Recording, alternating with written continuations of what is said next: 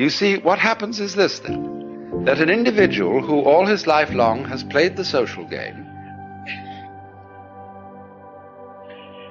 is then says, well, now I've done that. I've assumed this role, I've become identified with Tinker, Tailor, Soldier, Sailor, whatever it was.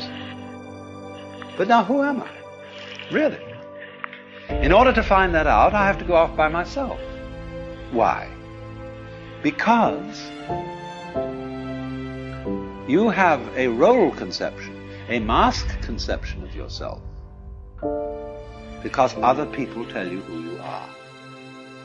If belief is a construct, then like any other construct, it can be manipulated and changed. And at any moment, you can choose to believe something new about yourself. Now, the weird thing about belief is as soon as you change that belief, it becomes true. Why that is, I will never quite understand. What weird quirk of human evolution has left us in a space where simply believing it makes it true? If you think you're dumb, guess what?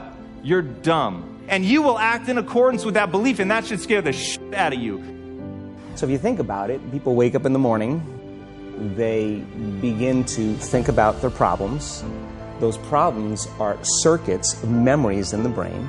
Each one of those memories are connected to people and things at certain times and places. And if the brain is a record of the past, the moment they start their day, they're already thinking in the past. Each one of those memories has an emotion. Emotions are the end product of past experiences.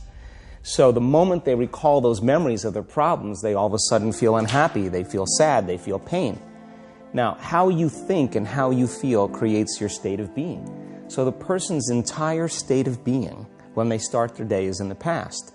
So what does that mean? The familiar past will sooner or later be predictable future.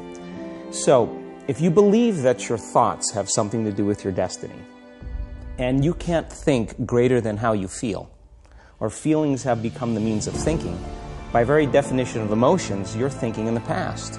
And for the most part, you're going to keep creating the same life.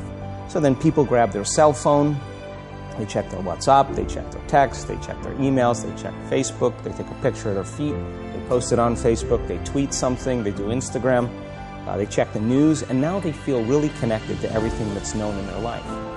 And then they go through a series of routine behaviors. They get out of bed on the same side, they go to the toilet, they get a cup of coffee, they take a shower, they get dressed, they drive to work the same way, they do the same things, they see the same people, they push the same emotional buttons, and that becomes the routine, and it becomes like a program. So now they've lost their free will to a program, and there's no unseen hand doing it to them. So when it comes time to change, the redundancy of that cycle becomes a subconscious program. So now 95% of who we are by the time we're 35 years old is a memorized set of behaviors, emotional reactions, unconscious habits, hardwired attitudes, beliefs, and perceptions that function like a computer program. The mind is the matrix in and of itself. Right now, today, in this moment, I promise you, the matrix has you.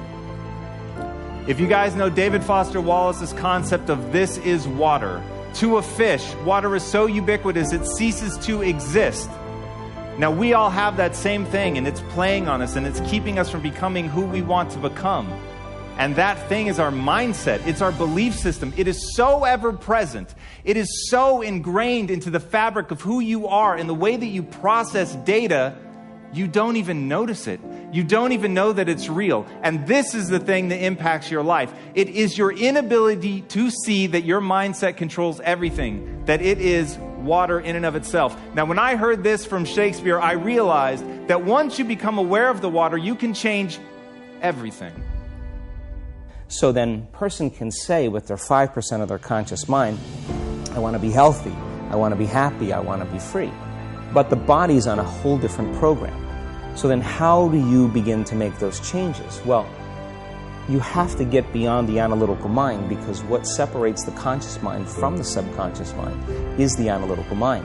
And that's where meditation comes in, because you can teach people through practice how to change their brainwaves, slow them down. And when they do that properly, they do enter the operating system where they can begin to make some really important changes. So Most people then wait for crisis or trauma or disease or diagnosis. They wait for loss, some tragedy to make up their mind to change. And my message is, why wait? And you can learn and change in a state of pain and suffering, or you can learn and change in a state of joy and inspiration. And I think right now, the cool thing is that people are waking up.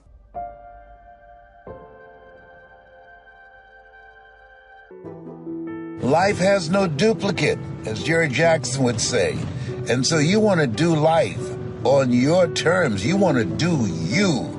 You want to live each day as if it were your last and give it everything you have.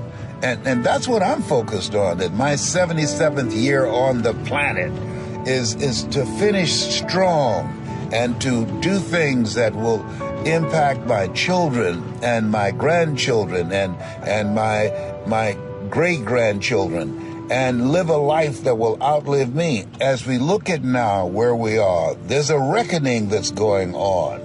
And this is an incredible time to really turn things to your advantage. And there are a lot of people right now are looking and asking the question, what's next? Because life is disruptive, but also in the process, it's transformational. Because when there's a disruption, you have to transform yourself to accommodate the disruptions. You don't want to just be a victim or a witness. You want to be engaged and on top of your game in order to go to that next level. And New York requires that. The world requires that right now more than ever before. I asked a young man who was taking my bags, I said, what's your passion? He said, my children. He said in a split second.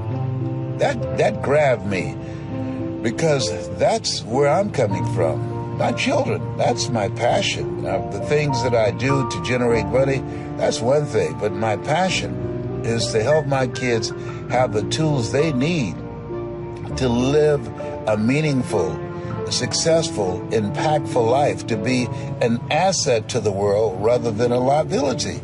And I know many of you feel the same way. And so as you look at yourself, look at your goals, and look at what do you want to do. How many of you are hungry for greatness? Let me see some hearts up in here, up in here. You have greatness in you. You have built-in greatness.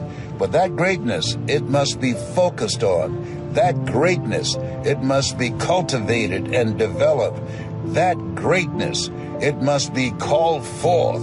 And as you work on yourself and work on your dreams and realize that you've been given the power, authority, and dominion to do more than you can ever begin to imagine.